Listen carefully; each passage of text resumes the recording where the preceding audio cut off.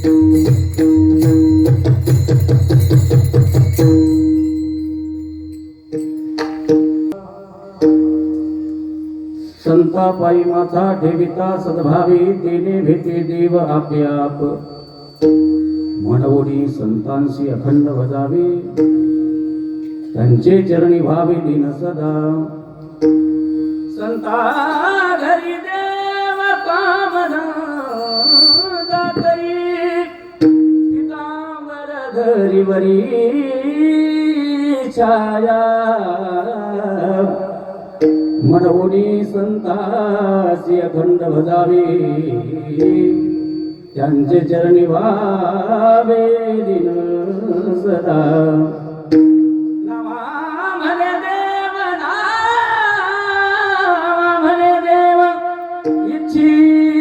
संत संग आम्हा जीवलग जन्मो जन्मे मनवोडी संतांचे अखंड भजावे त्यांचे चरणी व्हावे दिन सदा यंत प्रविश मम वाच मीमां प्रसूक्ता संजीव यद्यखिल शक्तिधर स्वदाम अन्यांश हस्तश्चरण श्रवण प्रगातिं प्राणा नमो भगवते पुरुषाय स्तुभ्यं यसम चलन सरोजं साम्रलीला बुदाघं जगन्निहित पाणिं मंडनं मंडनानां तरुण तुलसीमाला कंधरं कंजनेत्रं सदय धवलहासं श्री विठ्ठलं चिन्तयामि अयो अयो अयो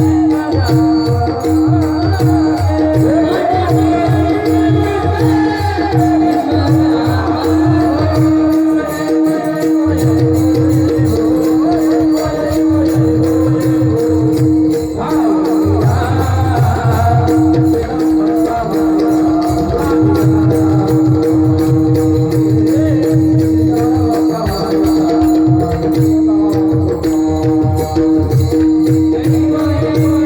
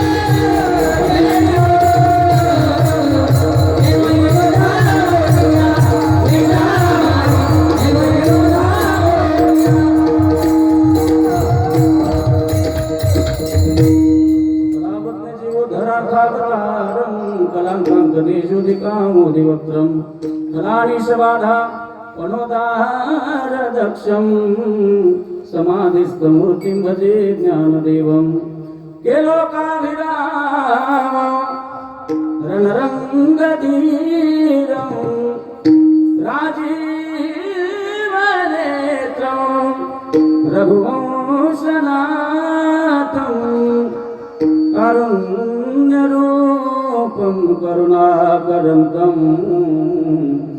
श्रीरामचन्द्रं शरणं प्रपद्ये। श्रीराम जय राम जय जय राम, श्रीराम जय जय राम। ऐसे नमन करुणी सकला, हरि कथा बोले वो बढ़िया बोला। अज्ञान मनोरी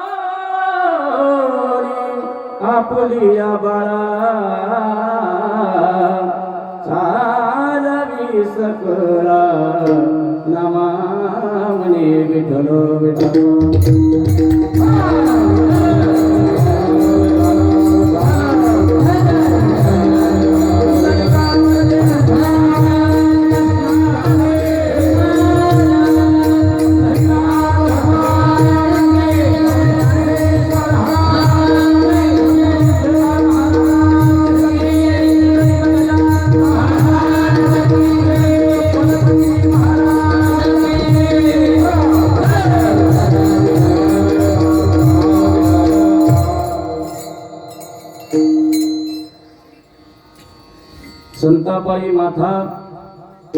संतापायी माथा ठेविता सद्भावे, तेने भेटे देव आप्याप। म्हणून संतांशी अखंड भजावे, त्यांचे चरणी व्हावे दीन सदा। प्रस्तुत प्राप्त प्रसंगी कीर्तन रूपी सेवेकरिता निवडलेला अभंग। भगवान परमात्म्याचे अत्यंत नडीवाळ असणारे भक्त शिरोमणी नामदेव महाराज यांचा असून उत्कृष्ट असा याच्यावर भूतलावर जन्माला आलेल्या जीवांकरता सहजासहजी भगवान परमात्म्याची प्राप्ती करण्याचा उपाय दर्शवणारा अभंग आहे। विठ्ठल विठ्ठल। या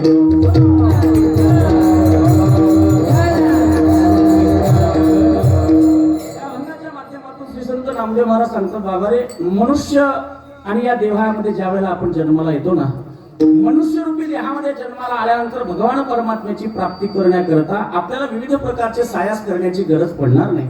सहजरित्या भगवान परमात्म्याची प्राप्ती व्हावी तो उपाय मात्र मी सांगतोय। काहीच करायची गरज नाही। संतांच्या पायावर सद्भावाने माथा टेकवा आणि आपोआप देव मिळवा।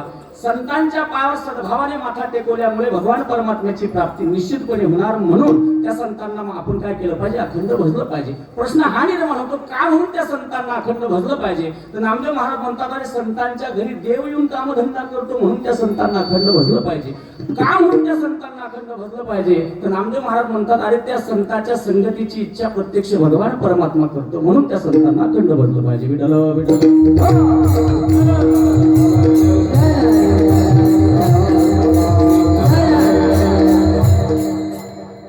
बोलण्यापूर्वी थोडासा पर्याय देणं हे वक्त्याचं आद्य कर्तव्य या नात्याने या ठिकाणी परमहंस सद्गुरू श्री गजानन महाराज यांच्या प्रगटदिन महोत्सवाच्या प्रित्यर्थ संपन्न होत असणारा हा अखंड हरिनाम सप्ताह तथा श्रीमद भागवत महापुराण आदी करून संपूर्ण गावकरी मंडळींच्या सहकार्यातून तरुण तडफदार युवा कार्यकर्त्यांच्या अट्टासामुळे व दिग्गज मार्गदर्शकांच्या मार्गदर्शनाखाली संपन्न होत असताना या सप्ताहामध्ये प्रामुख्याने आजची ही तिसऱ्या दिवसाची सेवा शुक्ल वाटते।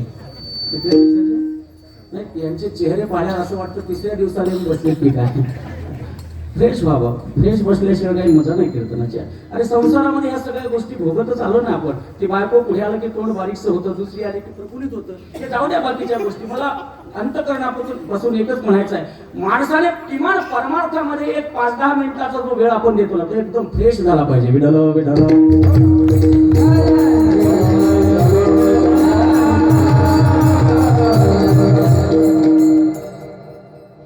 दिवसाची सेवा, हा 6व्या दिवसाची, ते मला नंतर आठवतो, तुम्ही फक्त लक्ष देत चला।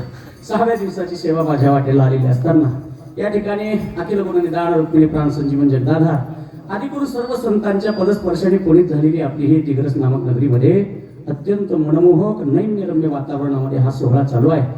त्या सोहळ्यामध्ये दुग्ध शर्करा योग म्हणजे ज्यांच्या मुखारविंदातून आपण श्रीमद भागवत कथेचं रसपान करत आहात असे असणारे आणि आम्हा सर्वांना आदर्श असणारे व्यास श्री हरिभक्त परायण रमाकांतजी महाराज त्यांच्या मुखार पिबत भागवत रसमालयम मुहुरहो रसिका भूमी भावुका त्यांच्या मुखारविंदातून आपण जे रसपान करत आहात ना ते आपल्या जीवनातलं कोणतं तरी पुण्य असावं. विठ्ठल विठ्ठल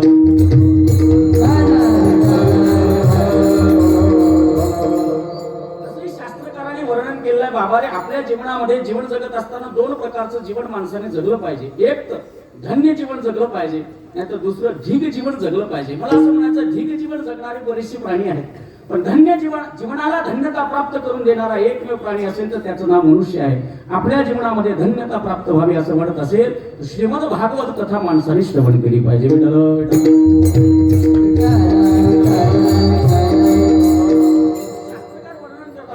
श्याम श्रीमदे सुधा सुतपद कमले नास्ती भक्ती नराणाम येशाम अभिरकन्या प्रिय गुणकथने नानु कर्तार संज्ञा येशाम श्री कृष्ण लीला ललित रस कथा सादरम नैवम करणे धिक्तान धिक्तान धिक्तान कथयति सततम कीर्तनस्तो मृदंगः.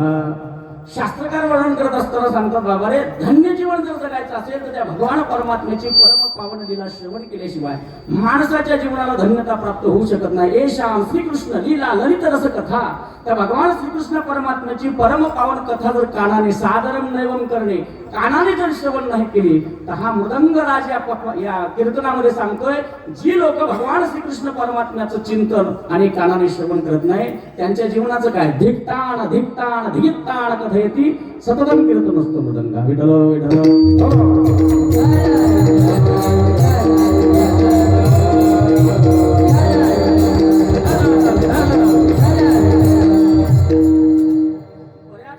भोवळ्या वर उठल्या असतील महाराज धड माणसं माणसाला बोलत नाही. तुम्ही आम्हाला सांगता हा मृदंग राज हा पखवाज बोलतो तरी कसा काय कारण दोन्ही बाजूने जर त्याचं चिंतन केलं तर चामडं हे निर्जीव आहे बोलतं चामडं नाहीये. हे निर्जीव चामडं एखाद्या विशिष्ट प्राण्याला मारल्यानंतर त्याच्या अंगावरची साल काढायची या लाकडावर मढवायची त्याला निर्जीव चामडं असं म्हणलं जातं. जर हे निर्जीव चामडं या कीर्तनामध्ये भगवान परमात्म्याची गुणानुवाद श्रवण न करणाऱ्या लोकांना धिक्तान धिक्तान म्हणत असे हे कसं काय शक्य आहे. तुम्हाला ऐकायचं का हे बोलतोय ते ऐकायचं का तुम्हाला हो म्हणा नाही तर नाही म्हणा. साडा 20-20 रुपये नाही माझ्याकरता नाही त्यांनी वाजवल्यानंतर सांगतो बेटा.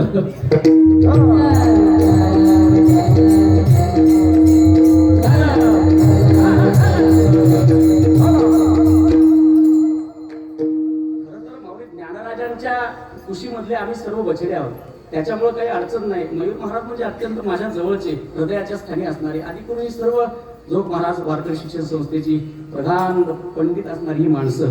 त्याचबरोबर आपल्याला जर ऐकायचं असेल तर मी त्यांना विनंती करेल की महाराज तुम्ही त्यांना थोडंफार ऐकवायला काही अडचण नाही. मी म्हणतो ते ऐकवतील ना म्हणजे मी ओठातून गाय आणि ते बोटातून वाजवतील. मान्य आहे तुम्हाला झोपले तर नाही ना तुम्ही मान्य असेल तर वाजवायला असं नाही तर चाललं आपलं पुढं आपल्याला काय अडचण नाही. मी सांगेल महाराज या ठिकाणी वाजवतील बरं का अगदी सोपं मला जे येतं तेच सांगतो. प्रातस्मरणीय वैकुंठवासी वैद्य बाबा आदितून ही सर्व गुरुवारी मंडळींची जी कृपा झाली ना ती जे काही ऐकलं ना ते महाराजांना सांगेल. निश्चितपणे काही काळजी करू नका महाराज आपण एकाच पाठाची माणसं असल्यामुळे काही चिंता करायची गरज नाही. आणि कॉपी करणं तर लांबच राहिलं म्हणजे आहे का नाही. धातक धिकता धिकता धिट धिटता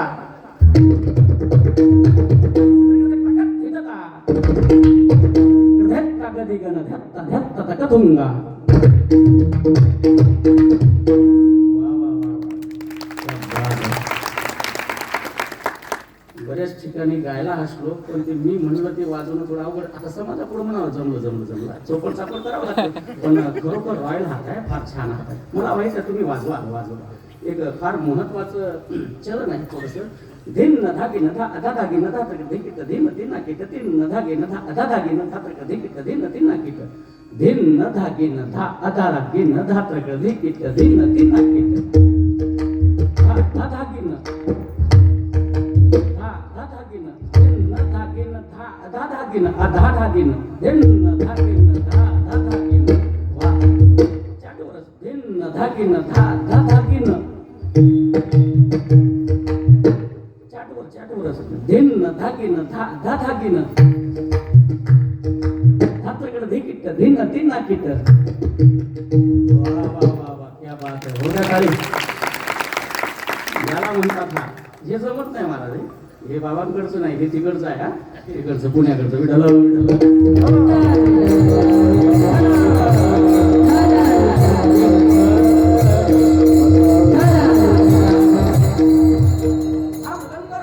आणि या भर कीर्तनामध्ये सांगतोय जी भगवान परमात्म्याची गुणानुवाद काळाने श्रवण करत नाही ना त्या जीवनाचं त्या लोकांच्या जीवनाचं काय होईल दिक्तान दिक्तान दिगितान कथयते सततम कीर्तनस्तो मृदंगा सतत कीर्तनामध्ये हा मृदंग राज सांगतो जी लोक भगवान परमात्म्याचे कीर्तन श्रवण करत नाही ना त्यांच्या जीवनाचा धिक्कार असो धिक्कार असो धिक्कार असो विठ्ठल विठ्ठल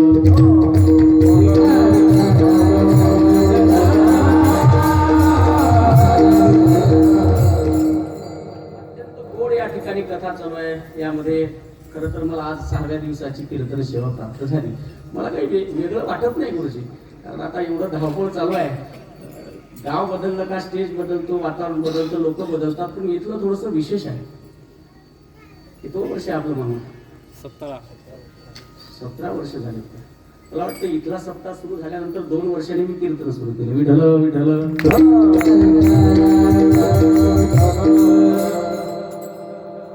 अगदी या सप्ताहाचा पाया ज्या दिवसापासून सुरुवात केला त्या दिवसापासून मी या सप्ताहाशी हृदयाने मी अत्यंत निगडीत आहे बऱ्याच लोकांना नवीन चेहरा दिसत असेल काही घाबरू नका महाराज घरचा समजा जावाई जरी समजला तरी वावगं ठरणार नाही कारण तारीख आज ज्यांनी घेतली ते माझे सासरे आहेत तुम्ही म्हणाल महाराज सेकंड आहेत का फर्स्ट त्याची काही चिंता करायची गरज नाही खरं तर 1 जानेवारीला मला फोन आला ज्या सप्ताहामध्ये मी राबलो ज्या सप्ताहामध्ये मी मृदंग वाजवला ज्या परिसरामध्ये मी बागडलो ज्या परिसरामध्ये मी लहानाचा मोठा झालो आज खऱ्या अर्थाने त्या परिसराचं वैभव असणारा हा सप्ताह या सप्ताहात इथं पाय ठेवण्याकरता 17 वर्षे गेलेत माझे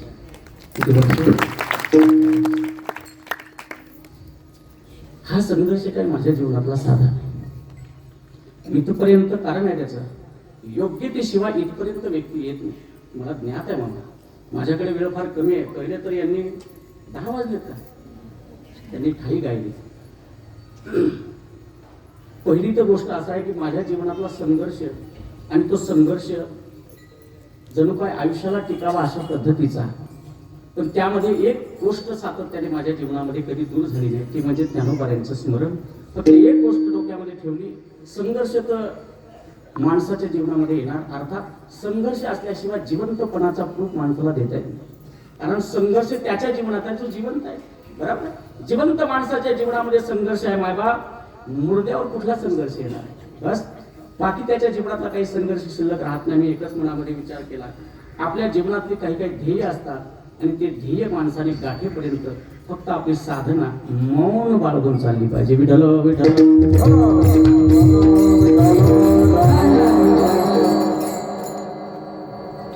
खरं तर माझ्या शब्दाला इथे एवढा मान मिळाला असता कधीतरी म्हणलं असतं मी आमच्या नारायण महाराजांना मामा मी कीर्तन करतो नाही म्हटलं नसतं कधीतरी म्हटलं असतं मी आमच्या विठोलीकर साहेबांना साहेब मी कीर्तन करतो नाही म्हटलं नसतं उबाळे सरांनी नाही म्हटलं नसतं ही सर्व प्रेमाची तुम्ही म्हणाल महाराज सर्वांचे नाव घेतात अरे मी काही फरक नाही मी आपल्याच कुशीमध्ये वावरणारा असल्यामुळे तुम्ही काही चिंता करायची गरज नाही पण ह्या माझ्या जीवनातला हा जो संघर्ष आहे ना तो संघर्ष करून आज इथे उभं राहिलो ना याचा आनंद काही वेगळा आहे याचा आनंद वेगळा तोंडाने म्हणलं असतं मी कीर्तन करतो चव राहिली नसते मला माहिती होतं एक ना एक दिवस असा उदारेल यांचा रॉंग नंबर लागणारच आहे आपल्याकडे तसंच घडलं त्यांनी 1 तारखेला फोन केला म्हणे कुठे आहे म्हणलं मोर्शी आपले ठेपिका जवळ आहे तो गावात कसं असतं भगवान परमात्मा गोपिकांकरता होता तरी कोण चोरापेक्षा दुसरी लायकी नव्हती देवाची नीट आहे का चोरापेक्षा भगवंताची अरे भगवंत सिंहासनावर बसला गड्यानो राजा किरे झाला कवळणी सांगतात माहित आहे लय माहित आहे तुझं काय ते काळ बेर चुरा चुरा करू माखन काय अरे तू चोर आहे चोर भगवान परमात्म्याला चोर म्हणणाऱ्या गोपिका अर्थात त्याच्याच क्षेत्रफळामध्ये त्याला ओळखणारी लोक भरपूर असतात तसंच या पद्धतीने परिसरामध्येच मी राहणार असल्यामुळे काही वेगळं सांगायची गरज नाही, पण इथपर्यंत येण्याकरता फार मोठा संघर्ष आहे. आणि आज जणू काय माझं पुण्य उदयाला आलंय. श्री संत गजानन महाराजांच्या परम पावन दरबारामध्ये मी कीर्तन करतोय. विठ्ठल विठ्ठल. आणि त्याचं कौतुकही वाटत नाही बरं का. तुम्ही म्हणाल कसं काय म्हणतोय हा, कारण तुकोबाराचं प्रमाण आहे. तुकोबारा आहे एके ठिकाणी माणसाने भक्तीच्या मार्गाने जाऊन मोक्षपद प्राप्त करायचं असतं, पण ते तुकोबारा त्या मोक्षाला लाथ मारतात, तुच्छ समजतात. प्रमाण आहे त्याच्याकरता. मोक्षपद तुच्छ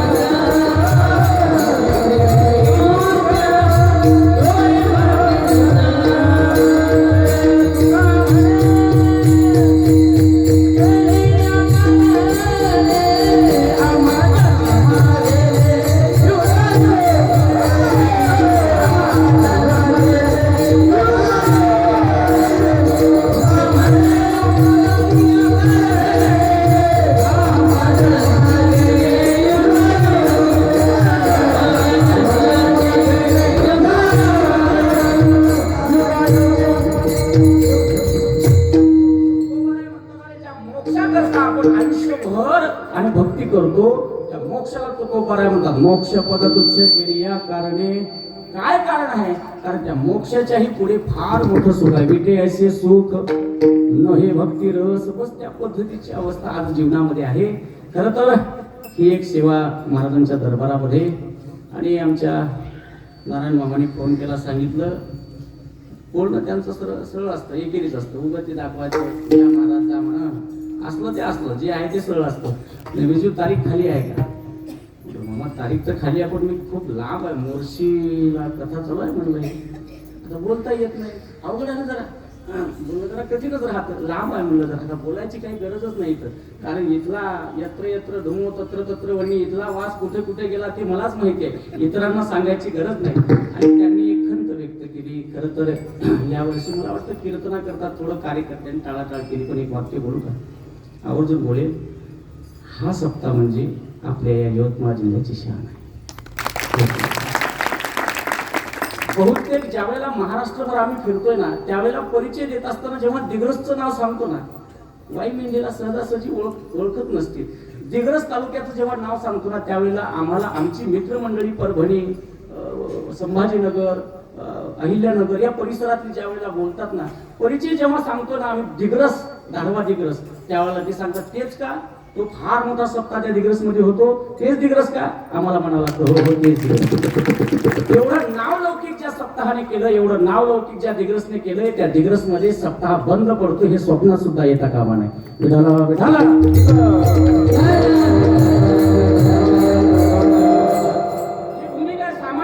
मायबाप ही भूमी स्वानंद सुकन्या निवासी सद्गुरू जोग महाराजांच्या वारकरी शिक्षण संस्थेला आधारस्तंभ निर्माण करून देणारे आमचे भाऊसाहेब महाराज वरुडीकर आणि भाऊसाहेब महाराज वरुडीकरांची ही भूमी आहे. या भूमीला असंख्य महात्म्यांचे पाय लागलेले आहेत आणि या भूमीमध्ये सदा सर्व काळ आणि हरिनाम गाजणार आहे, हरिनाम रोळणार आहे. पुढचं बोलू का? एखाद्या वेळेला एखाद्या वारकऱ्याला आमच्या भूमीमध्ये आल्यानंतर गंधगोळी जर नाही मिळाली ना हरकत नाही. आमच्या मातीची आणि चरणरज ज्या वेळेला तुम्ही लावाल ना ते गंध लावायची गरज नाही. एवढी पवित्र ही माती झालेली, एवढी पवित्र झालेली माती. आणि या मातीमध्ये सप्ताह बंद पडतो मग तर झालं हो. मग काय जीवन जगण्यात आलं. विठ्ठल विठ्ठल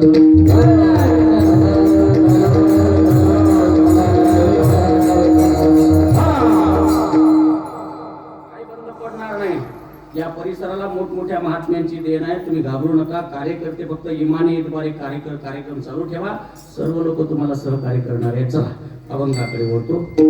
श्री संत नामदेव महाराज या अभंगाच्या माध्यमातून तुम्हाला मला सर्वांना सहजासहजी भगवान परमात्म्याची प्राप्ती होण्याचा मार्ग सुचवतात. तो मार्ग काय आहे? महाराज म्हणतात काहीच न संतांच्या पायावर सद्भावाने माथा टेकवान आपोआप देव मिळवा. खरं तर माणूस म्हणून जन्माला आल्यानंतर भगवान परमात्म्याची प्राप्ती करून घेणे हे माणसाच्या जीवनातलं परम प्रयोजन आहे.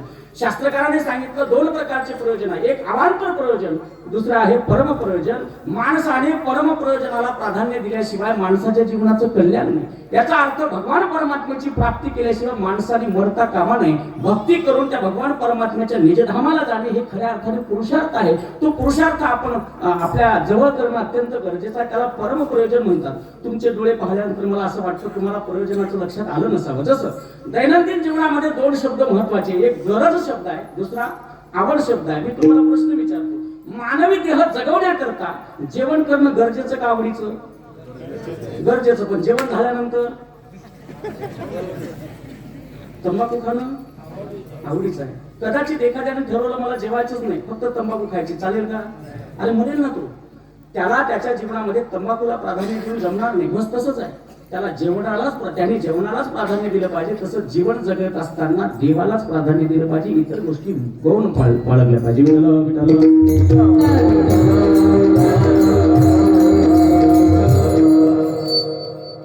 जाऊ द्या, आता यांना विचारतो. जसं मानवी देह स्वच्छ ठेवण्याकरता आंघोळ करणं गरजेचं का आवडीचं? आंघोळ करणं पण आंघोळ झाल्यावर पावडर लावणं आता तर परंपरा अशी पडली. नारायण मामा आता मी मोर्शीला कथेला आहे ना, अहो मी 2 वाजता जातो, आपलं 1 वाजेला जातो आणि ती सर्व मंडळी 2 वाजता येते. मी एका मावशीला विचारलं, मावशी का वेळ लागला? काही नाही बापा म्हणे, सोनेनं हात धरल्याशिवाय मंडपात येता येत नाही. म्हणजे मग सून हात धरत नाही. धरते म्हणे बापा, पण मेकअप करता 2 वाजता. अरे मेकअप करता जर म्हाताऱ्या माणसाला 2 वाजवत असेल कथा ऐकण्याकरता तर ते काय परमार्थ आहे का? तो परमार्थ काही कामाचा नाही. परमार्थ हा हृदयापासून असला पाहिजे. परम प्रयोजनाला प्राधान्य दिलं पाहिजे. तसं माणूस म्हणून जन्माला आलात ना, मग मात्र भगवान परमात्म्याची प्राप्ती केलीच पाहिजे. हे मानवी देहाचं यथार्थ आहे.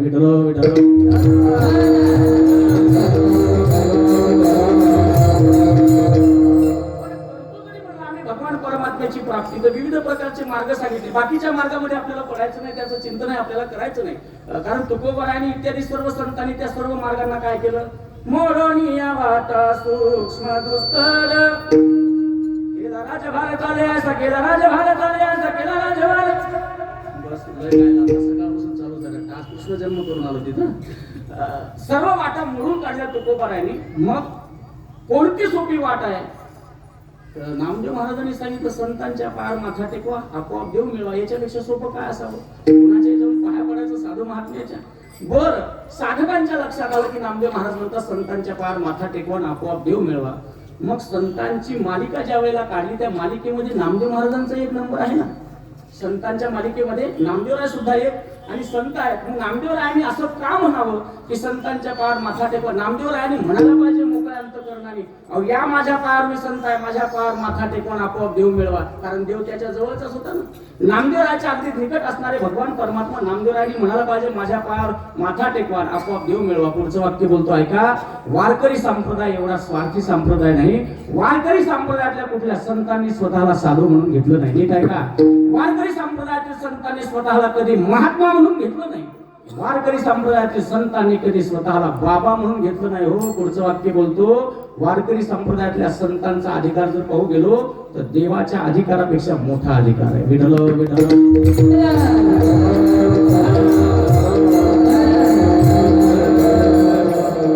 भगवंताच्या अधिकारापेक्षा ज्यांचा अधिकार मोठा असे असणारे संत महात्मे पण स्वतःच वैभव कधी दाखवलं नाही. ज्ञानोबा सांगतात खरं तर त्यांच्या उंचीची जर आपण चिंतन करू गेलो तर फार मोठी उंची आहे. काय उंची आहे त्यांची? वाचस्पतीचे निपाडे सर्वज्ञता तेही जोडे पण परिवेडीये माझी दडे महिमे भेदे.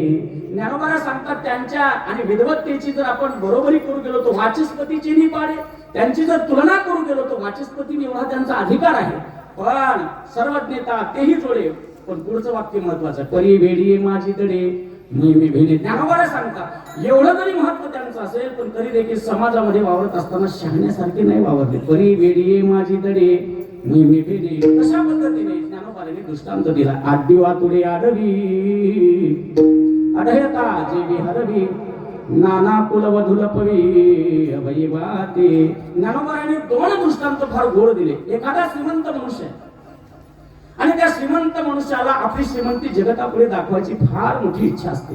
एखाद्या गरीबाच्या मुलीच्या लग्नामध्ये ज्यावेळेला श्रीमंत माणूस जातो ना, ज्ञानोबांचा दृष्टांत फार गोड आहे. ज्यावेळेला तो श्रीमंत माणूस एखाद्या गरीबाच्या मुलीच्या लग्नामध्ये जातो ना, त्यावेळेला मात्र एक शावकार त्या गरीबाच्या मुलीच्या लग्नामध्ये गेला. पण जात असताना पहिले तिजोरी उघडली, त्या तिजोरीतल्या पहिले सोन्याच्या अंगठ्या काढल्या. एका तोळ्याची एक अंगठी होती मायबाप, आणि एका तोळ्याची एक अंगठी असताना 5 बोटामध्ये 5 सोन्याच्या अंगठ्या घातल्या. किती बोटात? हात दिसतो का? अंगठ्या दिसतात का? अरे अंगठ्या दिसतात ना? काही खरं नाही बाबा. विठ्ठल विठ्ठल.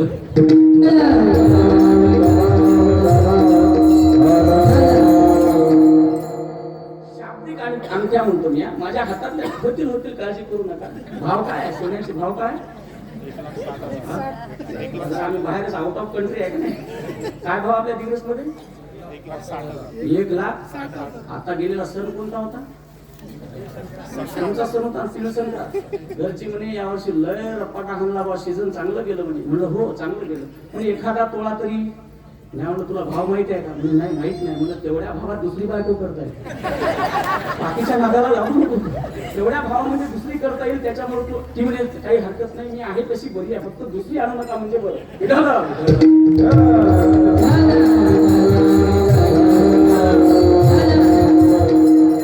माणसाने 5 सोन्याच्या अंगठ्या धारण केल्या आणि त्या गरीबाच्या मुलीच्या लग्नामध्ये आला. नीट ऐका, भाव फार सुंदर आहे. तो श्रीमंत माणूस गरीबाच्या मुलीच्या लग्नामध्ये आल्यानंतर शांत बसायला पाहिजे ना, शांत बसत नाही. कारण ते वैभव त्याला प्रामुख्याने दाखवायचं असल्यामुळे तो त्याही ठिकाणी त्याची शांतता आणि त्याला सहन झाली नाही. उलट मोठमोठ्याने आवाज द्यायला लागला, ए पोळीवाला, ए तू पाठीमागचा, इकडे इकडे. कळतं का रे महाराज लांबून आले, जेवायचे आता जोर. वार त्यांना नेमकंच बसले, ए पोळीवाल्या इकडे, भाजीवाल्या इकडे. ऐका पुढचा ऐका. जो श्रीमंत माणूस त्या गरीबाच्या मुलीच्या पंक्तीमध्ये हात वर करू करू त्या ठिकाणी दाखवतो, पोळीवाल्या इकडे, भाजीवाल्या इकडे. त्याची ती क्रिया शेजारच्यानी पाहिली. ते म्हणे का हा काही पोळीवाल्याला बोलवत नाही रे. मग हा अंगठ्या दाखवतो म्हणे अंगठ्या. ज्ञानोबा पुढचं गोड सांगतात ऐका. जो जनामध्ये आल्यानंतर आपलं ऐश्वर्य दाखवतो ना, तो एकांतामध्ये गेल्यानंतर त्याची अवस्था काय होते ऐका.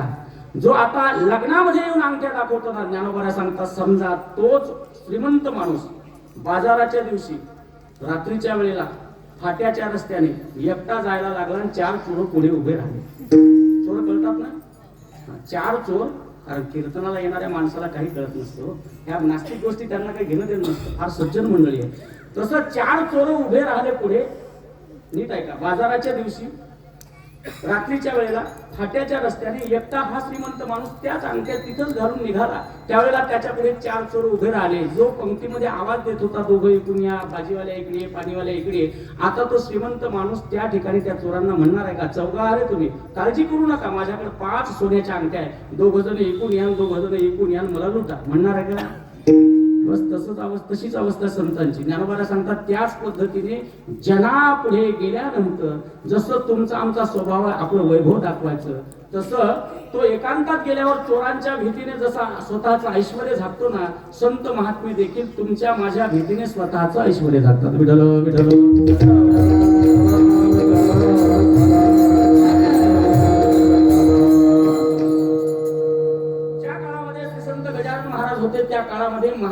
कोणी म्हणलं असेल का एवढं मोठं वैभव असेल म्हणून? नाही हो, स्वप्नातही आपल्या येणार नाही. कारण आहे जगतामध्ये वावरत असताना ते कसे वावरले? चातुर्य लपवी, महत्व हरवी, पिशे पनवी रवी आवडोनी. ज्ञानोबा सांगतात चतुर आहेत, पण स्वतःच चातुर्य त्यांनी काय केलं? लपवलं. पिशे पनवी रवी आवडोनी. जगताच्या पुढे त्यांनी वेड्यासारखं दिसावं. आजही महाराजांची मूर्ती पहा, कुठल्या प्रकारची प्रेस केलेली शर्ट त्यांनी अंगात घातलेले नाहीत ना. अर्थात जे अंगात प्रेस केलेले शर्ट घालतात ते संत कधी होतील याचा विचार फार महत्वाचा. विठ्ठल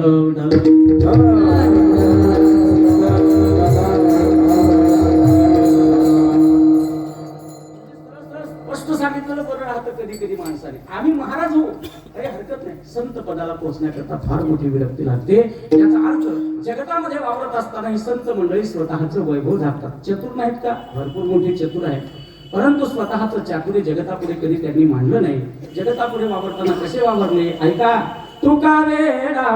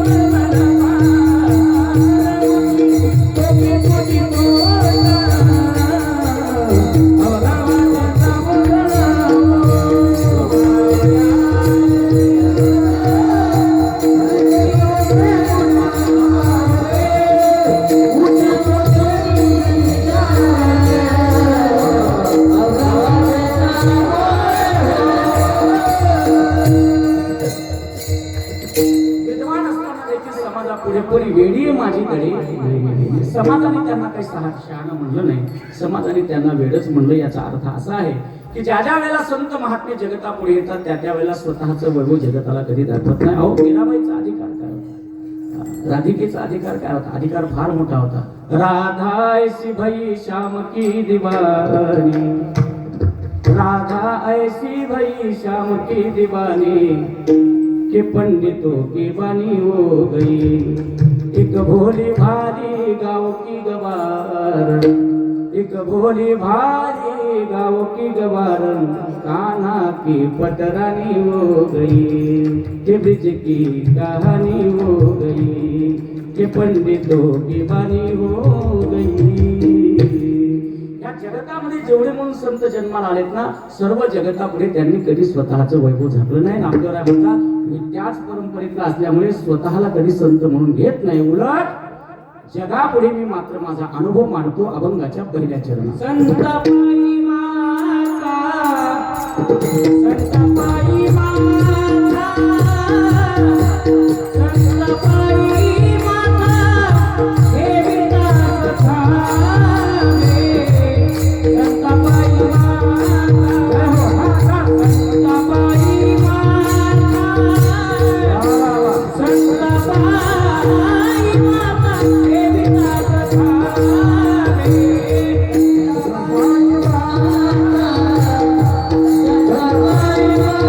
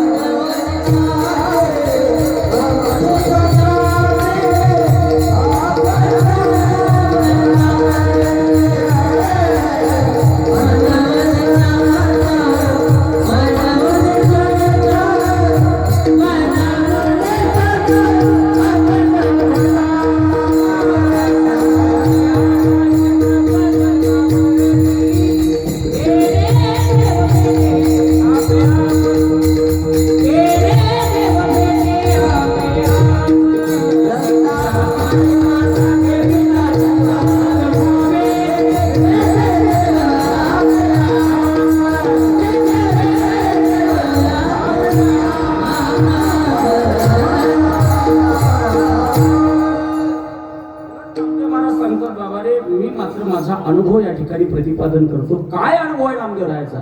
नामदेवराय सांगतात, मला भगवान परमात्म्याच्या सानिध्यामध्ये राहायला मिळालं खरं आहे, पण भगवान परमात्म्याच्या सानिध्यामध्ये राहून देखील मला भगवान परमात्मा कळला नव्हता. ज्यावेळेला गौरवा काकांनी थापटून घेऊन मला तपासलं आणि सांगितलं, नाम्या तू कच्चा आहेस रे राजा. धावत आले पांडुरंग परमात्म्याला विचारलं, देवा मी कसा काय कच्चा म्हणतात ही सर्व मंडळी. भगवंताने सांगितलं, नाम्या तू तुझ्या जीवनामध्ये कुठल्याच संतांना शरण गेला नाही, अर्थात कुठलाच गुरु तू तुझ्या जीवनामध्ये केला नाही.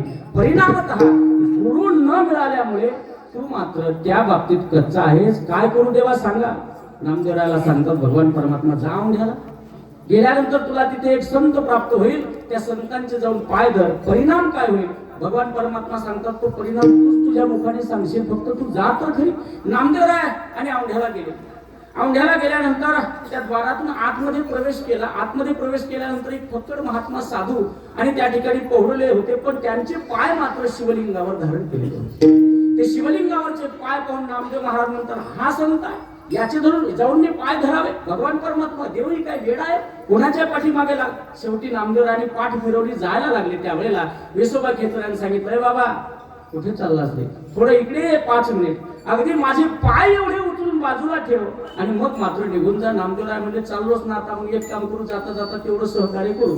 नामदेवराय आतमध्ये गेले आणि त्या विसोबा खेत्राचे पाय लिंगावरून उचलले, त्या पिंडीवरून उचलले आणि बाजूला ठेवायला गेले. परिणाम असा झाला, त्या संतांचे पाय नामदेवरायाच्या हातातून जसे खाली सोडले तसं पुन्हा दुसरं शिवलिंग तयार झालं. पाहता पाहता त्या विसोबा खेत्राचे पाय भगवान भोलेनाथ आपल्या डोक्यावर धारण करतात. नामदेवरायाच्या लक्षात आलं, अरे या पायामध्येच तर खरं सामर्थ्य आहे. मग नामदेवरायाच्या लक्षात आलं, अरे येडे आहोत आपण, देवाच्या मागे लागलो. देवाच्या पाठीमागे लागायची गरज नाही. काय केलं पाहिजे? नामदेवराय म्हणतात, याच पायावर सद्भावाने माथा टेकवला पाहिजे. काय होईल? तेने भेटे देव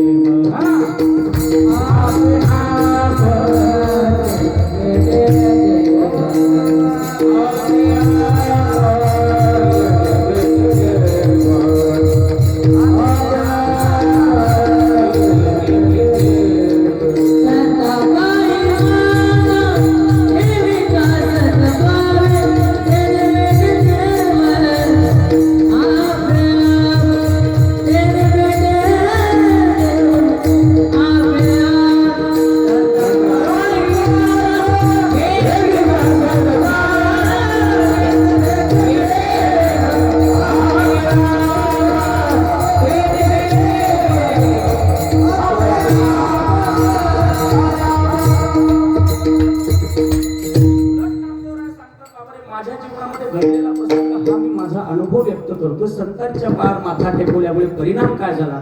कुत्र्याच्या रूपामध्ये आलेलाही भगवान परमात्मा मला ओळखता आला. परिणाम कशाचा? परिणाम त्या संतांच्या पायाचा. विठ्ठल विठ्ठल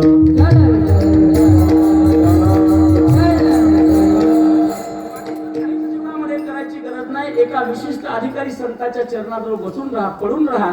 पडवणी राहील ते उगाच संताची, फक्त उगाच पडून राहा. आपल्या जीवनाची नैया पार केल्याशिवाय राहणार नाही. अहो नाथ महाराजांच्या घरी आणि काय त्याचं नाव श्रीखंड्या, काय केलं तरी काय केलं काय त्यांनी? फक्त पडून राहिले. परिणामतः उर्वरित राहिलेलं वाङ्मय त्यांच्या हातून पूर्ण झालं एवढी आणि त्या ठिकाणी कृपा संतांनी केली. याचा अर्थ असा आहे, नामदेवराय म्हणतात त्या चरणामध्ये सामर्थ्य काय ते माझा अनुभव या ठिकाणी व्यक्त करतो. संतापायी माथा वेगळी काही करायची गरज नाही, फक्त तुम्ही संतांच्या पार माथा टेकवा आणि आपोआप देव मिळवा. असं म्हणल्याबरोबर काही साधकांच्या मनामध्ये शंका आली, महाराज अहो आम्ही जीवनामध्ये देवाच्या प्राप्ती करता निघालो, तुम्ही देवाचा पत्ता न सांगता संतांच्या पायाचा पत्ता सांगता, नेमकं कसं काय? उदाहरणार्थ एखादा प्रवासी वाटसरू सांगतोय, बाबा मला शामरावचं घर पाहिजे. सांगणाऱ्याने कोणाच्या घराचा पत्ता सांगायला पाहिजे? झोपल्या का तुम्ही? हा बरोबर आहे का नाही? रामरावच्या घराचा सांगायला पाहिजे. बरोबर आहे? याचा अर्थ जागे आहे. अरे शामरावच्या घराचा पत्ता विचारल्यानंतर कोणाचा पत्ता सांगायला पाहिजे? शामरावचा. इथे उलट होतंय ना, आम्हाला देव पाहिजे, पत्ता कोणाचा सांगितला? जाऊ द्या, सोपं सांगतो. काय झालं? समजा मी मोर्शीवरून दिग्रसला येण्याकरता बसमध्ये बसलो. बसमध्ये बसल्यानंतर बस स्टँडला गेलो, आतमध्ये बसलो. कशी बशी सीट सापडली आणि कंडक्टर साहेब बसमध्ये वर चढले. झोपले का तुम्ही? ऐका, बसमध्ये वर चढल्यानंतर कंडक्टर साहेब आले, ticket ticket ticket ticket ticket करत आले. आल्यानंतर सांगितलं, महाराज कुठे जायचं? मला साहेब दिग्रसला जायचं. बरं, काय तिकीट आहे साहेब? त्यांनी सांगितलं 400 रुपये. वाढू का? वाढू का जरा? तुमची इच्छा असेल तर वाढू का? किती सांगितली? थोडं गणित कच्चं आहे. किती? 400 रुपये. मी 500ची नोट काढली, कंडक्टर साहेबाच्या हातात दिली. मला साहेब दिग्रसचं एक तिकीट द्या. त्यांनी 400 रुपयाचं तिकीट काढलं. मला 100 रुपये परत द्यायला पाहिजे का नाही? तुमचं काय मत आहे? दृष्टांत सांगतो, तुम्ही मोकळ्या मनाला बोलत चला. किती द्यायला पाहिजे परत? 100 रुपये द्यायला पाहिजे. त्यांनी 100 रुपये मला परत न देता तिकीटच्या पाठीमागे लिहून दिलं. 100 रुपये देतात ना? देतात ना? असतील इथे बसलेले कदाचित. देतात, काही हरकत नाही, त्यांच्याकरता नाही ना. तसं त्यांनी मला लिहून दिलं. साधारणतः 4 तासाचा प्रवास झाला. 4 तासाचा प्रवास झाल्यानंतर मला थोडीशी गडबड होती. सारखे सारखे कार्यकर्त्यांचे उदाहरण देतो, मला आले नाही बरं का तेवढे, कारण त्यांना माहित आहे घरचाच आहे, येणारच आहे, जाणार जाऊन जाऊन जाईल कुठे, कुठं सोडून थोडं फिरणार आहे, तिकडे जाग्यावरच येणार आहे. फार काही फोन आले नाही. मला दृष्टांतामध्ये सांगतो, फार फोन आले. माझ्या विचारामध्ये एकच होता, आपण कीर्तनाच्या वेळेपर्यंत पोहोचलो पाहिजे. कीर्तनाच्या वेळेपर्यंत साधारणतः 4 तासाचा प्रवास झाला. दिग्रसमध्ये मी पोहोचलो आणि दिग्रसमध्ये पोहोचल्यानंतर घाई गडबडीने मी त्या बसमधून खाली उतरलो. माझं लक्ष राहिलं नाही कंडक्टर साहेबांकडून 100 रुपये घ्यायचं. कंडक्टरचं लक्ष होतं. त्यांनी पाहिलं, बुवा जातोय, जाऊ द्या, बरं होईल जरासं, प्रपंचाला हातभार लागेल. तसं म्हणलं असतं तर मी अजून 100 दिले असते, अडचण आली नसती, अजून वाढून दिले असते. त्याचं लक्ष होतं. मी 10-5 पावलं पुढे गेलो, बस निघाली होती. माझ्या लक्षात आलं की आपले 100 रुपये राहिले, कारण पैसा घामाचा आहे आपला, बैमानीचा पैसा नाही बा, अजिबात नाही. जिथे तिथे जातो ना, घामाचा पैसा घेतो पाहून महाराज, बैमानीचा पैसा कधी घेत नाही. आता कूलर लावला नाही म्हणून हा तो भाग वेगळा आहे, जेवला तो. घामाशिवाय माणसाने पैसा घ्यायचा नाही, का घाम पुसण्यासाठी अवश्य ठेवलेली आहे वस्तू मी. माझ्या लक्षात आलं माझे 100 रुपये कंडक्टरकडे शिल्लक राहिले. गावात गेलं, ओ कंडक्टर साहेब थांबा. गाडी थांबली. थांबल्याबरोबर मी सांगितलं, काय राजू, किमान नवीन आलेल्या माणसाला तुम्ही एवढं फसवत जाऊ नका. दृष्टांतातला सांगतो बरं का, एवढं किमान फसवत जाऊ नका. अहो कमीत कमी मला आठवण तर द्यायची. त्यांनी मागचा पुढचा विचार केला नाही. ते म्हणे, महाराज तुम्हाला अक्कल पाहिजे होती तुमचे 100 रुपये मागायला. आता माझी अक्कल काढल्यावर लांबी गुणीला रुंदी क्षेत्रफळ काय कामाचं? विचार करायला पाहिजे का नाही? त्यांनी जशी माझी अक्कल काढली तशी मी बाई मागे स्टालिन कंडक्टरच्या कानसोलीत हाणली तर म्हणा, दृष्टांत हाणली तर म्हणा, हाणली. जशी कानसोलीत हाणली तसं त्याच्या लक्षात आलं, बुवा मोकाट फिरून खाणार दिसतो, नादाला लागायला जमणार नाही. कारण आमचं कसं आहे, लोक आम्हाला विचारतात, महाराज काय किलो आहे तुम्हाला माहिती? आम्हाला काही माहिती नाही, कारण आम्ही फुकटचं खाय, त्याला स्वस्त माग काय करणार आहे आम्हाला काही भाव माहित नाही. तसं त्याच्या लक्षात आलं, बुवा धन नाकड दिसतो, बिचाऱ्याने आवडतं घेतलं, आपली आबरून सांभाळले गबरू. त्या पद्धतीने गाडी त्याने पुढे काढली आणि पुढे काढल्यानंतर त्यांनी 100 रुपये मला परत दिले. खरं सांगा, मला त्यांनी 100 रुपये परत दिल्यानंतर माझ्या मनामध्ये एक विचार आला, आणि आपण विनाकारणच कंडक्टरला मारलं. खरं तर मारायला पाहिजे. आपण कोण आहोत? महाराज. किमान महाराजांना तरी मारायला पाहिजे. लोकांनी काढू द्या नाटक, काही अडचण नाही. महाराजांना कळतंय ना, लोकांनी मारू द्या, हरकत नाही, कारण आपण मारायचं नाही. का? महाराजांना कधी कधी नवल वाटतं, सारा उकिरडा काय आम्ही अंगावर घ्यायचा? हो रे, तुम्ही काय करायचं मग?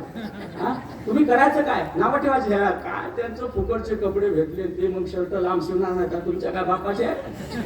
तुमचे भेटलेले काही कामाचे नाही. कपाटात पडू नये, कपाट मोडलं माझं घरी.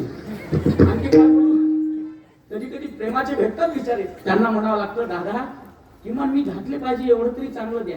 देतात बिचारे चांगले. आता नारायण मामाला जर द्यायचं असं खराब देणार नाही, कारण घरी लेट त्यांची वाट पाहत आहे. तिला माहिती आहे दिग्रस मध्ये कीर्तन आहे, आज येणार होती. तिला म्हणजे येऊ नको, तू जर आली तर ते फार प्रेम होतं येईल, बाकीचं वजन येणार नाही, तू येऊ नको फक्त. तसं माझ्या मनात विचार आला, 100 रुपया करता त्याला मारायला पाहिजे नव्हतं. बाबच किती आहे? 100 रुपयाची. अहो 100 रुपये काय चिल्लर आहे? कीर्तन केल्याबरोबर लोक पाया पडल्याबरोबर 100 रुपये घेऊन जातात. चुकलं माझं काही नाही ना? मग आता कीर्तन झाल्यावर करणार तरी काय? इथंच बसणार आहे घेऊन गेला फक्त. आणि 100ची बाब आहे तरी काय? बरोबर आहे, किरकोळ बाब आहे ती. 100 रुपयामध्ये काय नवल नाही. मारायला पाहिजे लोक. आणि खरंच आहे, ज्ञानोबांच्या भूमीमध्ये वावरल्यानंतर अशा पद्धतीचा उग्रपणा करणं योग्य नाही. मनामध्ये पश्चाताप झाला. पश्चातापाची आग धगधगली. आणि एवढा तीव्र पश्चाताप झाला, मनामध्ये राहुल्या गेलं नाही. ज्या बस स्टँडला मी दिग्रसच्या उतरलो, बस निघून गेली होती, त्याच बस स्टँडवर एका गृहस्थाला पकडलं, त्याचे पाय धरले, त्याला म्हणलं दादा मला माफ कर, मला माफ कर. मारलं कोणाला? अरे तुम्ही कोर्टात नाही कीर्तनात बोला कंडक्टरला, बरोबर आहे. माफी कोणाची मागायला पाहिजे? मी कोणाची मागतो? दुसऱ्या माणसाची. योग्य राहील करायची नाही जमणार, ते योग्य जमणार नाही, ते संगती लागणार नाही त्याची. तसं आम्हाला कोण पाहिजे? देव पाहिजे. हो देव. मग देव पाहिजे असताना नामदेव रायाने आम्हाला संतांचा तरी पत्ता का सांगावा? त्याचं कारण सांगतो. का भजन करा, हातवर करायचं. हा ऐकायचं ना तुम्हाला? नेमकं कार्यकारण संबंध भाव काय? संतांच्या पायावर डोकं टेकवून तुम्ही हातवर वर करा ना तोपर्यंत. मला माहिती आहे तुम्हाला वेळ लागतो हातवर करायला. तसे हातवर करून भजन करणं चांगलंच आहे. आलेल्या प्रत्येक महाराजांनी तुम्हाला त्रास दिला नाही, तुमचं बरं पाहिलं. आलं का लक्षात? आणि मी तर घरचाच आहे, मी काय वाईट करणार आहे तुमचं? बोला वाईट हो गुरुजी, वाईट थोडं करणार आहे. घरचाच थांबा रे. अरे याची गडबड मोठी दिसते. पहिल्या दिवस पासून आहे तू सहा झाला मग काय करणार? कर गडबड. आता कधी कधी काय होतं, पहिल्या दिवसापासून आलेले शांत राहतात बिचारे, कारण खानदानी असतात. मागून आलेले वळवळ करतात. कधी कधी विचार येतो परमार्थामध्ये, हाही फार मोठा चिंतनाचा विषय. विठ्ठल विठ्ठल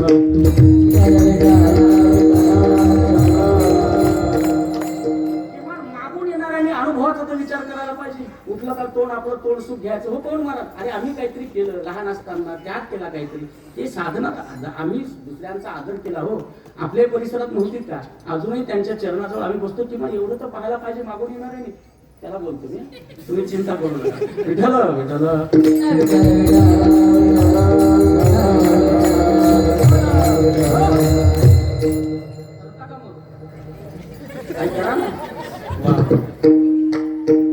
सावता महाराजांचे हात फुटले होते. हो हात तोडल्या गेले होते. नामदेव महाराजांच्या कीर्तनात वर टाळी करून जेव्हा वाजवायला लावली ना, तेव्हा हात मी मोकळे करतो, जरा तुम्ही वरच राहू दे. हात मोकळे करून टाळी वाजवायला आणि त्या ठिकाणी लागले, तर सावता महाराजांचे हात फुटले. आपल्या जीवनातल्या व्यथा घालवायला लय वेळ लागणार आहे का? करा ताट हात. वा वा वा वा, क्या बात आहे. फोटो काढावं कोणाकडे आहे का? काय मी हा फिरवा फिरवा ना उभे असं. काळजी करू नका. पुन्हा पुन्हा वर्षभर 2 वर्ष 4 वर्ष कधी योगी सांगता तेव्हा कोण म्हणा. मग ही संधी आहे. तुम्ही म्हणाल बस झालं भाऊ, चालू कर लवकर. हो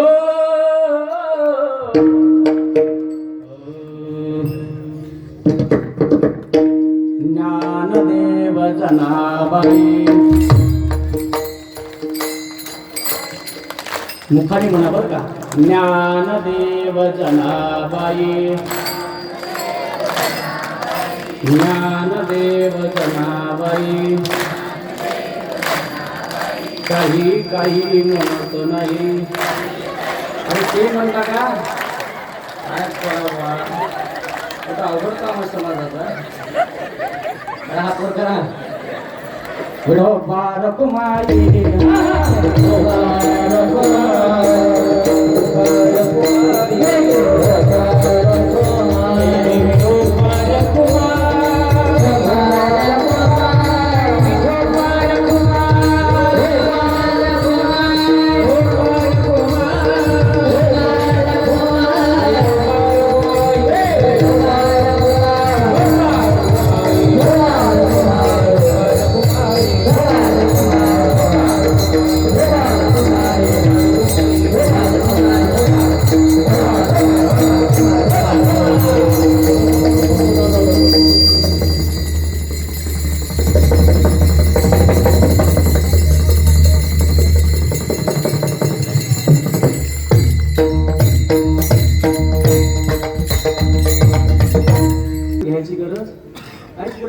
गरज नाही. समजा आपलं बाळ 10वीला आहे, 10वीला ते गणितात कच्चं असलं, काय करतो आपण?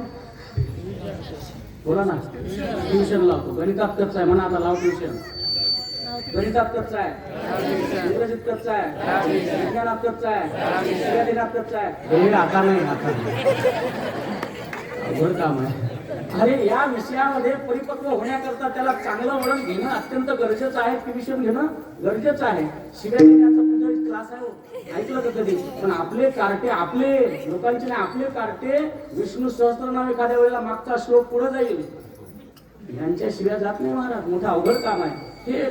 दुर्गुण मात्र आपोआप येत असतात, प्रयत्न करायची गरज नाही. मुद्दा काय होता आपला?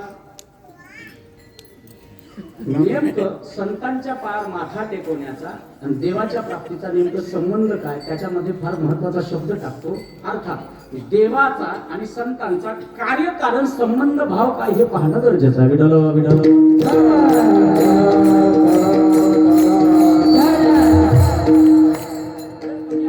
कमी वेळेमध्ये जास्त रन काढायचे आहे. खरं तर संतांचा आणि देवाचा कार्यकारण संबंध भाव म्हणजे नातं तरी काय. ग्राम्य भाषेत जर बोलायचं झालं तर देवाचं आणि संतांचं नातं काय. संतांच्या प्रमाणाने आपण संतांना विचारू, काय तुकोबार आहे, काय नातं आहे तुमचं? तुकोबार नाटाच्या अभंगामध्ये उभे राहणे सांगितलं. नातं नातं काय विचारताय? विठ्ठल माय बाप चुलता, विठ्ठल भगिनी आणि भ्राता, विठ्ठल विन चाड नाही होता. तुकोबार म्हणतात, तुका म्हणे आता नाही. बस भगवान परमात्म्याचा अर्थात देवाचं आणि संतांचं नातं संत सांगत असताना सांगतात, भगवान परमात्मा कोण आहे? आमचा आई आहे. भगवान परमात्मा आहे तरी कोण? आई आहे. तुम्ही कोण आहात? तुकोबार आहे. तुकोबार आहे सांगता तुम्ही, तुका म्हणे आम्ही बाळे त्या देवाची लरी वाळे, त्या देवाची लरी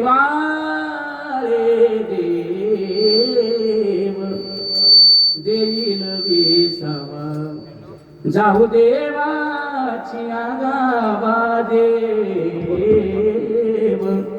देईल विसावा. तुकोबारा सांगतात, अरे आम्ही त्या भगवान परमात्म्याची लेकरं आहोत. भगवान परमात्मा कोण आहे?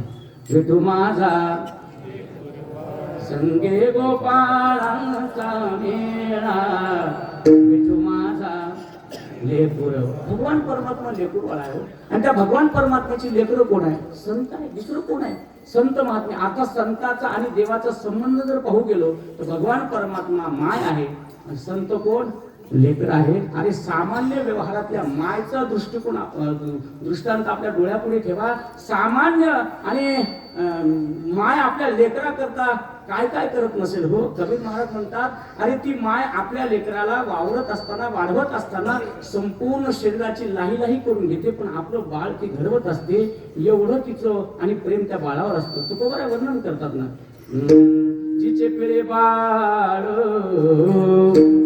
जिचे पिळे बाळ, प्राण तियेचा विकार,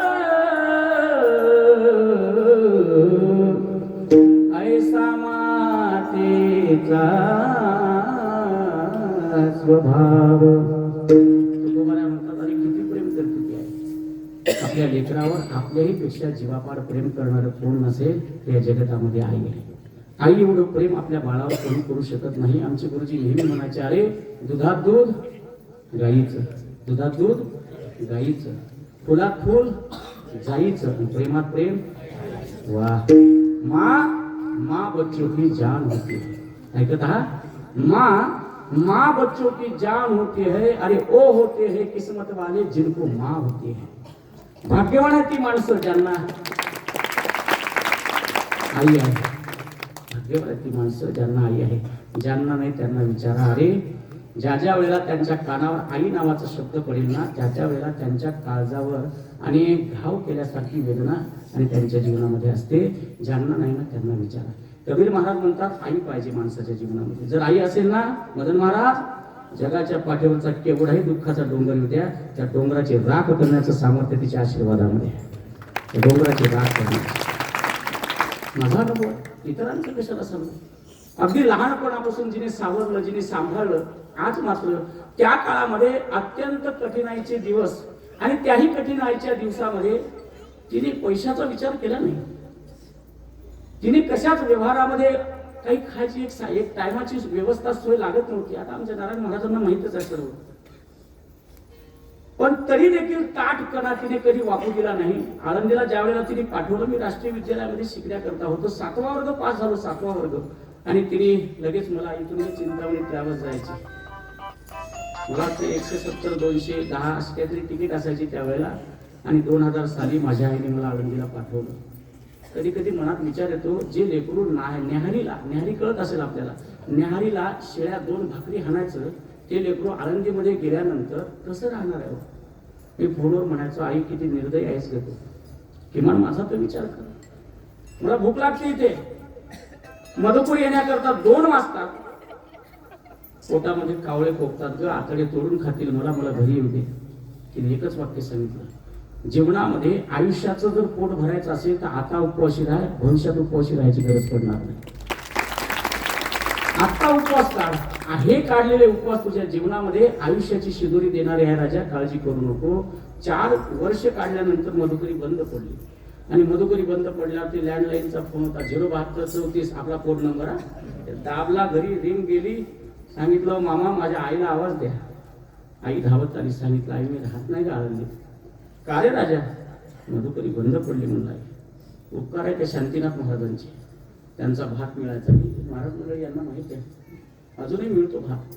शांतीनाथ महाराज तिथे त्या मठावर शंकरनाथ महाराज होते, वाढले ते आता शिव झाले. त्यांचा तो भात मिळायचा. एक टाइम संध्याकाळ पहाटे जलारामच्या मधुकरीला जायचं. मी म्हणलं, आई मी ते भिकाऱ्याच्या रांगेत उभा राहतो, मला नाही राहायचं, मी घरी परत येणार आहे. त्याच क्षणी सांगितलं, काळजी करू नको रे, तुझ्या करता मी दुसऱ्या दिवशी हजर आहे. पाहताय काय, ती माऊली सर्व बिराड बांधलं एका पोत्यातून आळंदीत राहण्याकरता आली, फक्त या देहाकरता. रुपयाची अपेक्षा नाही केली तिने फक्त एकच सांगितलं, माझ्या लेकरा पुढे अवतीभोवती 4 लोक माणुसकीने येऊन जरी बसले ना, एवढीच माझी कमाई आहे, दुसरं काहीच नाही. आणि आयुष्यामध्ये याने माझ्या केलेल्या कष्टाचे पांग फेडावे याच्या पलीकडे तिला काही अपेक्षा नव्हती. तिने एकच सांगितलं, माया मंदिर हलले,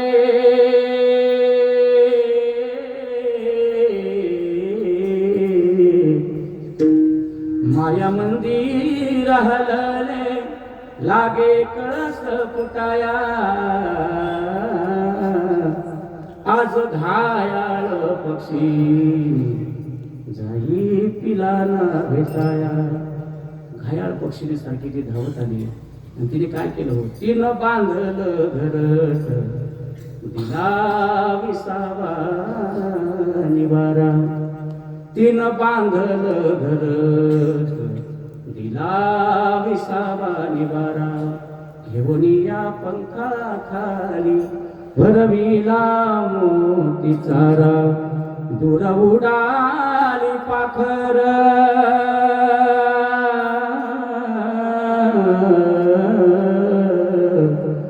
दूर उडाली पाखर.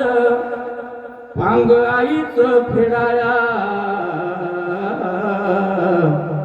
आज घायाळ पक्षी जाई पिला ना भेटाया, आज घायाळ पक्षी जाई पिला ना भेटाया. कुठला स्वार्थ असतो आईच्या हृदयामध्ये, काही घेणं देणं नव्हतं तिला. तिला फक्त एवढं म्हणायचं होतं, माझ्या जीवनामध्ये केलेल्या कष्टाचे पांग फेडावे माझ्या लेकराने, एवढीच तिची इच्छा होती. त्याच्या पलीकडे काय असतं. तुकोबारा म्हणतात, अरे ऐशी कळवळ्याची जाती, पुढचा शब्द महत्वाचा आहे, करी लाभावी न प्रीती. कुठल्याच पद्धतीचा लोभ त्या मायबापाला नसतो. फक्त एक वाक्य सांगेल, आयुष्यामध्ये जोपर्यंत मायबाप आहे ना, तोपर्यंत त्या आई वडिलांचा सांभाळ करा, बाकी काहीच करायची गरज नाही, काहीच करायची.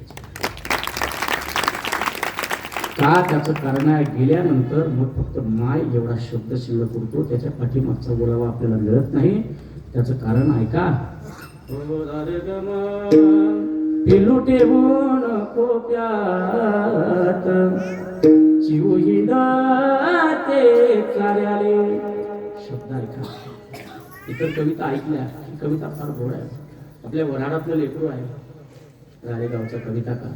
तर शब्द एवढे गहन आहे त्याचे, मला हृदयाला लागले म्हणून गातोय बरं का. त्याचा कोणी आला होता, महाराज खूप खूप धन्यवाद, तुमची ती वाणी ऐकली म्हणेन माझी आई खूप रडली, महाराज तुम्हाला खूप आशीर्वाद मिळेल. पिलू ठेवून कोप्यात चिवही ते चार्याले, गोठ्यामध्ये काळी गाय कशी चाटे वासराले.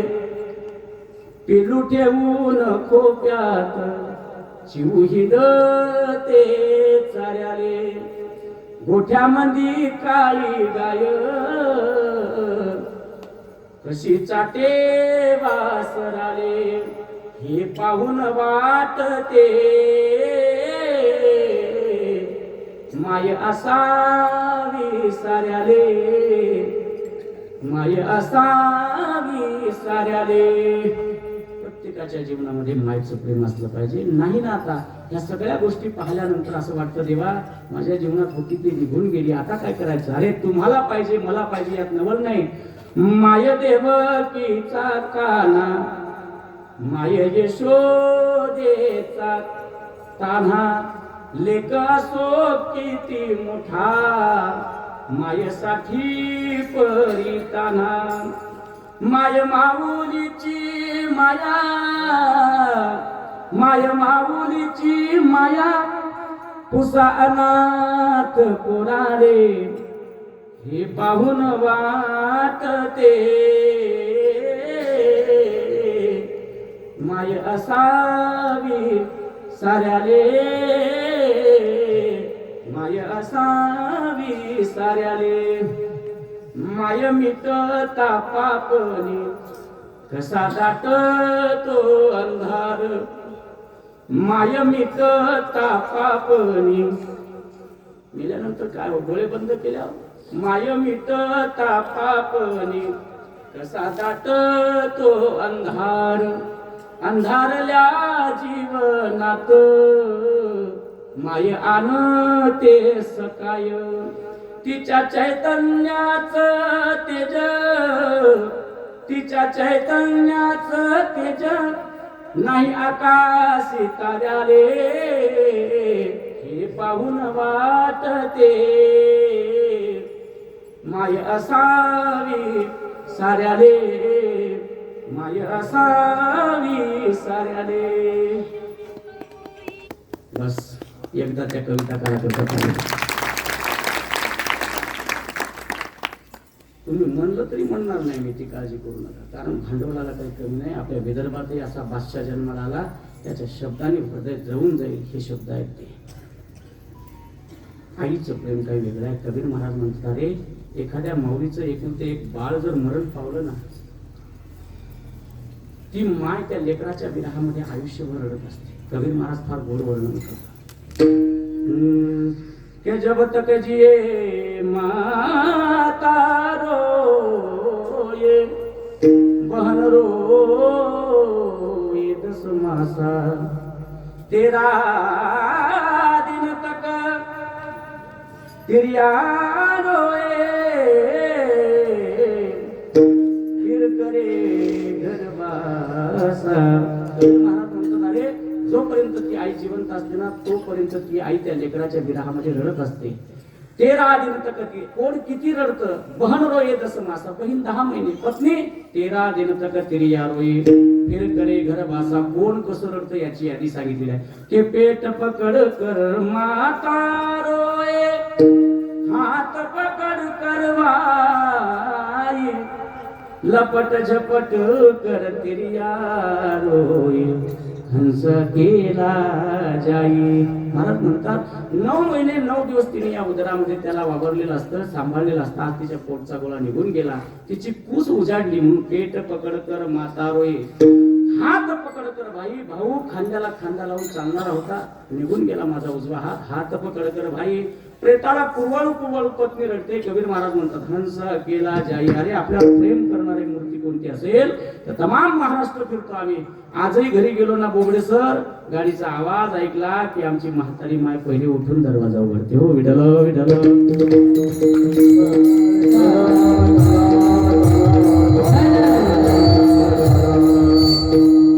आम्हा संत महात्म्यांची मायबाप असणारा पांडुरंग परमात्मा हाक तर देऊन बघा. ओ रंगा येई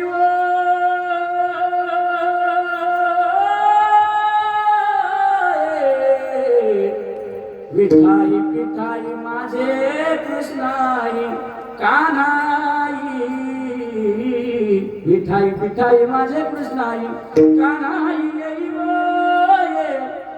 रंगा येई विठाई पिठाई माझे कृष्णाई कान्हाई हात देऊन बघावं त्या भगवान परमात्म्याला. हाती सरीशी उडी तो भगवान परमात्मा. आणि या लेकरांकरता काय नाही करीत हो. पहिला संबंध सांगितला आईचा आणि लेकराचा, एवढ्यावर भागलं नाही.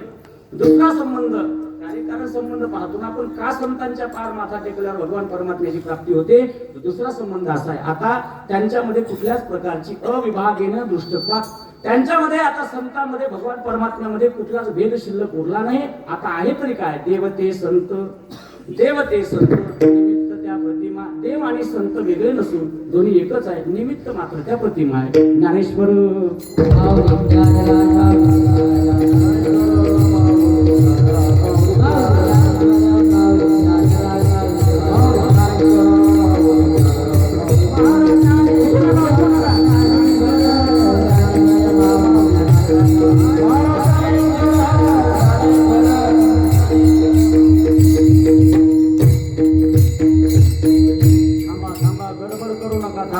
पैसे वाटपाचा कार्यक्रम शिल्लक आणखी थांबा, बसा.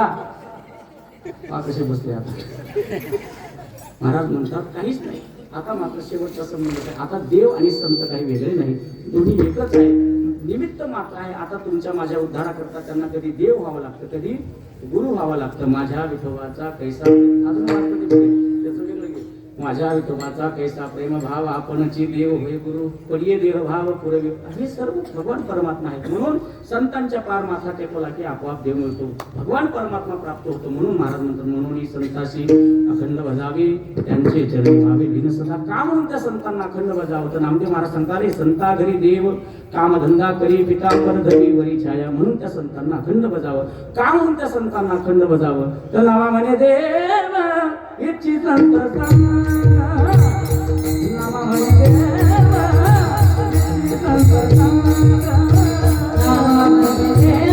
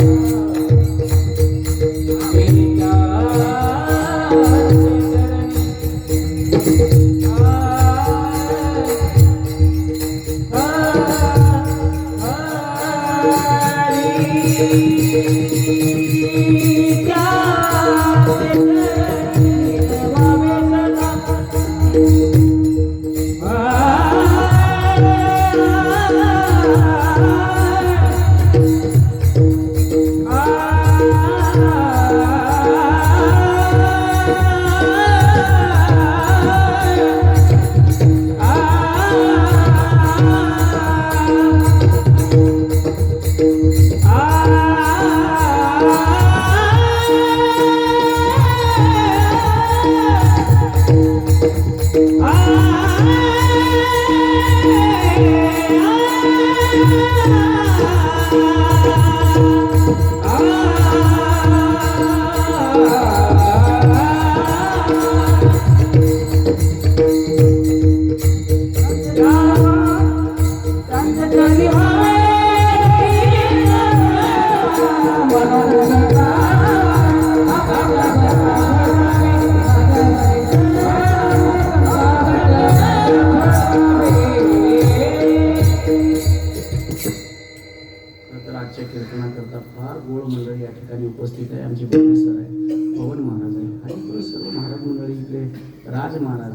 आमचे अमृत महाराज आहे, सर्व महाराज मंडळी, ख्यातनाम मृदंगाचार्य, गायनाचार्य,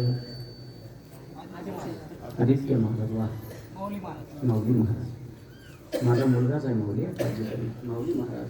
आणि खरं तर जाता जाता का होईना मला आशीर्वाद देण्याकरता आमचे बाबाजी आले. पुढे बाबाजी या ना पुढे. मी मुद्दामच आवाज दिला नाही, म्हणजे यांचे डोके इकडे आहे, तेवढं थांबू द्या, म्हणजे एकदा ते खूप लगेच गेलं थांब. या बाबाजींना सुद्धा या ठिकाणी वंदन करतो. विनेकरी बाबा आमचे विठ्ठल बाबा आहे, ही सर्व प्रेमाची मंडळी या ठिकाणी उपस्थित आहे. आणि ऐकणारे काही दुसरे आहेत का, पडके आहेत का, असे काय बसा बसा बसा. तमाम महाराष्ट्र त्यांचं नाव घेतो ना आपण, तर मागे ठेवलं तर काय अर्थ आहे, बरोबर. ऐकणारे की काही वेगळे आहे का, कोणीच नाही, सर्वांना माहिती आहे. आता इथे उभा राहिलं म्हणून शांतपणा करतो, ही त्यांना कळतंय, त्यांच्या लक्षात येतंय. आणि त्यांनी संधी दिली, चला अधिकृत आजचा दिवस म्हणा याचा म्हणून. काही जाणकार मंडळी, गोवर्धन पाटील वगैरे, ही सर्व राजीभाऊ आहे, हे सर्व प्रेमाची मंडळी या ठिकाणी उपस्थित आहे. खेड्यावरून लांबून लांबून असे चेहरे आहेत. हे माझ्या तोंडावर करतो ना, त्याच्यामुळे दिसत नाही. इथे सर्व ओळखीचे चेहरे आहेत, जाऊ द्या. सर्वांचे नाव जर घेतो म्हणलं तर रात्र कमी पडेल, म्हणून झालेली सेवा श्री संत गजानन महाराजांच्या चरणावर या ठिकाणी समर्पित करतो. वाणीला पूर्ण विराम देतो. विठाला जय जय जय जय जय जय